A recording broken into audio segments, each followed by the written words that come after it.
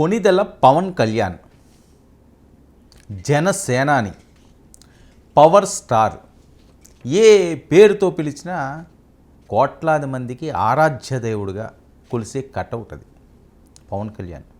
పవన్ కళ్యాణ్ సినిమాల గురించి వేరే మనం ప్రస్తావించుకోవాల్సిన అవసరం లేదు, చెప్పాల్సిన అవసరం లేదు. మహా రైటర్లు, గొప్ప డైరెక్టర్లు, బడా నిర్మాతలు పవన్ కళ్యాణ్ గారి గురించి ఆయనకి ఎలాంటి సినిమాలు తీయాలి అని అడిగితే మొన్న ఏదో నేను ఒక ఇంటర్వ్యూలో చూస్తున్నాను, చాలా గొప్ప రచయితలు వాళ్ళు చెప్పేది ఏంటంటే పవన్ కళ్యాణ్ కథ అవసరం లేదండి అంటున్నారు.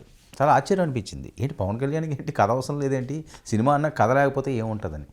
మిగతా హీరోల పరిస్థితి వేరు, పవన్ కళ్యాణ్ సినిమాలకున్న పరిస్థితి వేరు అని వాళ్ళు అంచనాలు. వాళ్ళు చెప్పేది ఏంటంటే పవన్ కళ్యాణ్కి ఏం కథ ఉందో ఏముందో ఇది చూడరండి. పవన్ కళ్యాణ్ అద్భుతంగా ఒక మంచి సాంగ్స్, ఓ 3-4 సాంగ్స్ పడాలి, మంచి కామెడీ ట్రాక్ పడాలి, ఫైట్లు పడాలి, ఒక్క ఊపు ఇలాగ అనాలి, అయిపోయింది, అదే సినిమా అని చెప్తున్నాడు. అంటే ఎంత కాన్ఫిడెంట్తో చూడండి ఒక హీరోకి. అంటే భారతదేశంలో ఎవ్వరికీ ఈ రకంగా ఆలోచించరేమో, మంచి కథ లేకపోతే వర్కౌట్ అవ్వదని. ఓపెనింగ్స్ వస్తాయి పెద్ద హీరోలకి, కానీ నిలబడడం కష్టం.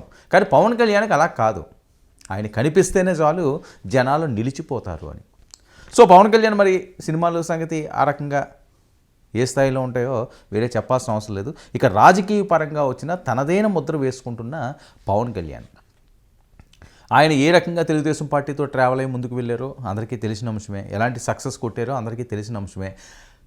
వైఎస్ రాజశేఖర రెడ్డి గారిని, జగన్మోహన్ రెడ్డి గారిని, అప్పుడు కాంగ్రెస్ని, ఇప్పుడు వైఎస్ఆర్సీపీని చాలా ఇష్టపడేవాళ్ళు, చాలా దగ్గర నుంచి వీళ్ళని చూసేవాళ్ళు, చాలా అభిమానంగా వీళ్ళతో ఉండేవాళ్ళు కూడా ఈరోజు డైరెక్ట్గా ఇచ్చే స్టేట్మెంటు షాక్ గురి చేస్తుంది కొంతమందికి. సీనియర్ రాజకీయ నాయకులు, ఉద్దండులు, వాళ్ళు ఏం చెప్తున్నారంటే పవన్ కళ్యాణ్ అంటే మాకు అందుకని ఇష్టం అండి, పవన్ కళ్యాణ్ లెక్క వేరు, పవన్ కళ్యాణ్ ఆలోచన వేరు, పవన్ అంటే అదే, పవన్ అంటే అదేరా, ఇదిరా పవన్ అంటే, పవన్ అంటే అదేరా, ఇదిరా పవన్ అంటే, ఇది వాళ్ళు మాట్లాడేది. అది ఎవరు మాట్లాడతారు? ఉండవల్లి అరుణ్ కుమార్ లాంటి వాళ్ళు. ఉండవల్లి అరుణ్ కుమార్ లాంటి వాడు ఎంత మేధావు వేరే చెప్పాల్సిన అవసరం లేదు. ఏ అంశం మీదైనా బాగా అవగాహన ఉన్నవాడు, సుదీర్ఘ రాజకీయ ముఖ చిత్రాలను చదివిన వ్యక్తి. మరి అలాంటి ఉండవల్లి అరుణ్ కుమార్ కూడా పవన్ కళ్యాణ్ అంటే నాకు ఇష్టం, పవన్ కళ్యాణ్ అంటే ఇది అని చెప్తున్నాడు. ఏ సందర్భంలో ఏం చెప్తున్నారో అదొకసారి విందాం. ఒక మాట అన్నాడు పవన్ కళ్యాణ్, మర్చిపోకండి, మీరు అందరూ మర్చిపోయారు, నేను మాత్రం గుర్తుపెట్టుకునే ఉన్నాను. అది ఆ మాట ఎవరి నోట్లోంచి రాదు. ఇద్దరు కలిసి ఎలక్షన్కి వెళ్ళారు, గుర్తొచ్చిందా? ఇద్దరు కలిసి ఎలక్షన్ నెగ్గారు.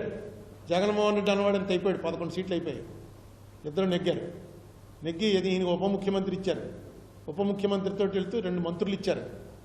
అన్నీ కలిసి కరెక్ట్గా నడుస్తున్న టైంలో పవన్ కళ్యాణ్ ఒక మాట అన్నాడు. నాకు అందుకే పవన్ కళ్యాణ్ అంటే ఇష్టం.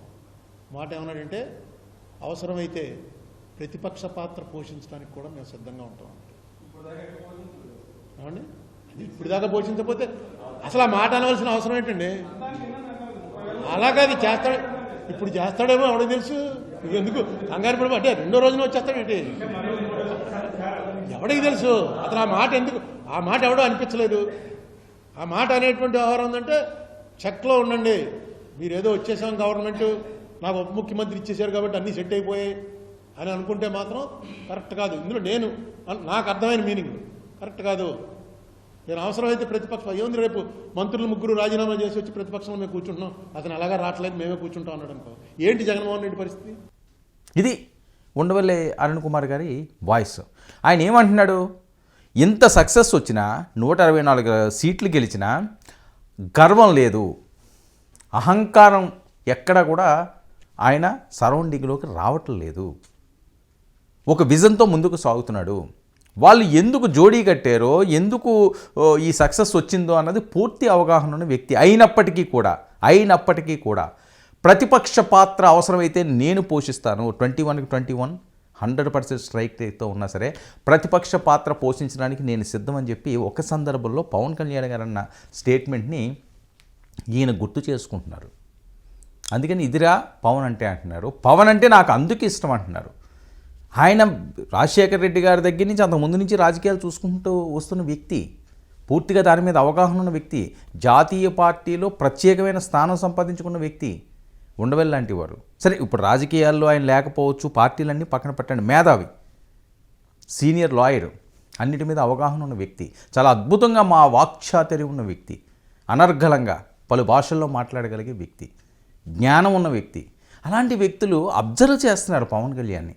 మిగతా రాజకీయ నాయకులను అబ్జర్వ్ చేయడం వేరు, పవన్ కళ్యాణ్ అబ్జర్వ్ చేయడం వేరు. ఎందుకంటే ఈయన వచ్చింది సినీ నేపథ్యం. సినీ నేపథ్యం నుంచి ఈయన ఎటువైపు అడుగులు వేస్తారు, ఈయన అడుగులు సక్సెస్ఫుల్గా సాగుతుందా, ఆయన డెస్టినేషన్కి రీచ్ అవుతాడా 100%, ఇలాంటివన్నీ కూడా ఎన్నో కథలు వస్తుంటాయి, ఎన్నో కథనాలు వస్తుంటాయి. వాటిలన్నింటినీ కూడా ఈయన ఆవలింపు చేసుకుని ప్రత్యేకమైన గుర్తింపుతో ముందుకు సాగాల్సిన అవసరం పవన్ కళ్యాణ్కి ఉంది. మిగతా వాళ్ళకి లేదు అని కాదు, కానీ ఎక్కువ అవసరం పవన్ కళ్యాణ్ గారికి ఉంది. ఎందుకంటే చంద్రబాబు నాయుడు గారు ఆయన వచ్చిన లెగసీ మనం చూసాం. స్టూడెంట్, విద్యార్థి దగ్గర నుంచి కూడా ఆయన నాయకుడిగా నెమ్మదిగా ఎదిగి ఈ స్థానానికి వచ్చారు. జగన్మోహన్ రెడ్డి గారు వాళ్ళ నాన్నగారు సుదీర్ఘమైన రాజకీయ జీవితంలో ఉన్న ఆయన జాతీయ పార్టీలో ఒక ప్రత్యేకమైన స్థానాన్ని సంపాదించుకున్న వ్యక్తి, ముఖ్యమంత్రిగా చేసిన వ్యక్తి. ఆయన దగ్గర నుంచి ఈయన పాఠాలు నేర్చుకుంటూ వచ్చాడు. రాజశేఖర రెడ్డి గారు అంటే ఒక దేవుళ్ళ పూజించే పరిస్థితికి వెళ్ళిపోయింది ఆంధ్రప్రదేశ్ ప్రజలు. మరి అలాంటి కుమారుడు అనేసరికి ఆటోమేటిక్గా హక్కును చేర్చుకుంటారు, ఆదరించారు, సక్సెస్ ఇచ్చారు. సో లోకేష్ గారి పరిస్థితికి వద్దాం. లోకేష్ గారి పరిస్థితి ఏంటి? తాతగారు ముఖ్యమంత్రి, నాన్నగారు రికార్డు స్థాయి ముఖ్యమంత్రి. ఇప్పుడు అవకాశం ఈయనకు వస్తుంది. ఈయన చిన్నప్పటి నుంచి కూడా ఓనమాళ్ళు కూడా ఇల్లు రాజకీయాల నుంచి వచ్చారు, రాజకీయ జీవితాల నుంచి వచ్చారు. సో ఇది వేరు. బట్ పవన్ కళ్యాణ్ పరిస్థితి ఏంటంటే చిరంజీవి గారు పార్టీ పెట్టినా అప్పటికి ఈయనకి అంత పూర్తి స్థాయిలో రాజకీయాల మీద అనుభవం లేదు. ప్రజారాజ్యం పార్టీ అంత లాంగ్ రన్ కూడా లేదు. సో దాని మీద ఈయనకి పెద్దగా రాజకీయాలు వంట పట్టే అవకాశం అయితే తక్కువ, కానీ వంట పట్టించుకుంటున్నాడు. ఎక్కడ నెగ్గాలో కాదు, ఎక్కడ తగ్గాలో తెలిసిన వ్యక్తి పవన్ కళ్యాణ్ అంటూ తను ఎంచుకున్న బాట, తను ఆలోచిస్తున్న తీరు, సక్సెస్కి వేసుకున్న పునాదులు, ఇవి కదా ప్రధానంగా చూసేది. పాలనపై తన మార్కు చూపిస్తున్న పవన్, ప్రతి శాఖలోనూ తనదైన ముద్ర వేసిన డిప్యూటీ సీఎం, అనేక సంస్కరణలతో స్పష్టమైన మార్పు, గ్రామాలను ఆదర్శంగా తీర్చిదిద్దుతున్న పవన్. గ్రామాల్లో రోడ్లు, మారుమూల పల్లెల్లో సైతం అద్దాల్లాంటి రోడ్లు, గిరిజన గ్రామాల్లో అందమైన రహదారులు, కరెంటు వెలుగులు, అటవీ శాఖలో ఎర్రచందనం స్మగ్లింగ్కు అడ్డుకట్ట, దేశం మొత్తం తన వైపు చూసేలా పాలన. తాజాగా తిరుపతి జిల్లాలో డిప్యూటీ సీఎం పర్యటన, అటవీ ప్రాంతాన్ని సందర్శించిన పవన్, అధికారులతో కలిసి మొక్కలు నాటిన పవన్. ఈ నెల 16న పలమనేరు వరకు ఆ ప్రాంతాలకు కూడా పవన్ కళ్యాణ్ పర్యటిస్తుంది. ఇక మదపటి ఏనుగులు అడ్డాగా పలమనేరు ఏరియా, మదపటి ఏనుగులను అరికట్టేందుకు ఇప్పటికే చర్యలు. కుంకీలను తెప్పించి సమస్య పరిష్కరించనున్న సేనాని. తాను నిర్వహిస్తున్న అన్ని శాఖల్లోనూ పవన్ మార్క్ స్పష్టంగా కనిపిస్తుంది అని ప్రతి శాఖను నిత్యం పర్యవేక్షిస్తున్న డిప్యూటీ సీఎం. మిత్రపక్షాలే కాదు విపక్షాలు సైతం ప్రశంసలు. పవన్ను పొగడులతో ముంచిన ఉండవల్లి అరుణ్ కుమార్. కాంగ్రెస్ హఠావో అని గతంలో నినదించిన పవన్ అయినా సరే ఉండవల్లి లాంటి కాంగ్రెస్ ఉద్దండులతో పొగిడించుకుంటున్న పవన్. ప్రభుత్వంలో చిన్న తప్పు జరిగినా వెంటనే రియాక్ట్ అవుతున్న పవన్ కళ్యాణ్. ప్రతిపక్ష పాత్ర కూడా తామే పోషిస్తామని గతంలోనే స్పష్టం చేసిన పవన్ కళ్యాణ్. నేను ముందుగా చెప్పిన అంశాలన్నీ కూడా ఇందులో క్రోడీకరించబడి ఆయన ముందే చెప్పాడు, అవసరమైతే నేను ప్రతిపక్ష పాత్ర పోషిస్తాను. ప్రతిపక్ష పాత్ర పోషిస్తానంటే కూటమి నుంచి విడిపోయి కొట్లాడటానికి కాదండి. విధానాలు ఏవైనా కొద్దిగా ప్రతీది కూడా కరెక్ట్ 100కి 100% కూడా ఖచ్చితంగా పనులు జరిగిపోతాయనే కాదు, లేకపోతే సరైన డిసిషన్లు తీసుకుంటాయనే కాదు, అప్పుడప్పుడు పొరపాట్లు జరుగుతుంటాయి. సో ఆ పొరపాట్లప్పుడు ప్రశ్నించే గొంతుకు నాదే ఉండాలి.